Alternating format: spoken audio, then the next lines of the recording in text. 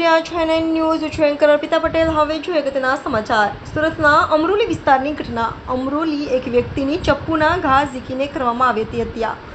અલ્પેશ દેવી પૂજક દ્વારા હત્યાએ કરાઈ હોવાનો આક્ષેપ। શનિને અલ્પેશ સાથે મોટા વરાછા સુદામા ચોક નજીક ફ્રૂટની લારી મૂકવા બાબતે ઝઘડો થયો હતો।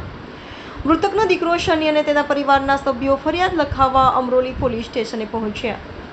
NN news Surat. દર્શક મિત્રો, તમારી આસપાસ બની રહેલી અવનવી ઘટનાઓ વિશે જાણવા માટે NN ન્યૂઝને લાઇક કરો, શેર કરો, સબસ્ક્રાઇબ કરો અને બેલ આઇકન પ્રેસ કરો, જેથી આપને નોટિફિકેશન્સ મળતી રહે।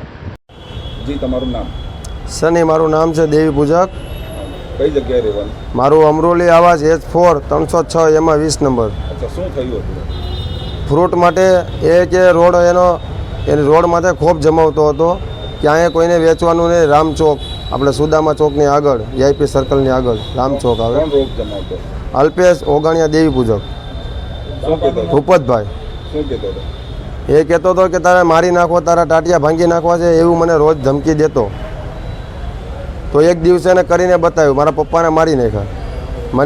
મને બી છરી મારી લીધી એના ભાઈ અનિલ ઓગણિયાએ, ભૂપતભાઈના છોકરાએ, અને મારા ભાઈ મહેશને બી છરી મારી લીધી। 2 હાફ મર્ડર ને 1 મર્ડર કર્યું છે। કેટલા વાગે થયું ને શું કારણસર? મને 6 વાગે ધમકી આપેલી અને 10 વાગ્યાનું કીધેલું, એટલે 10:30 વાગે આ બનાવ બનેલો છે।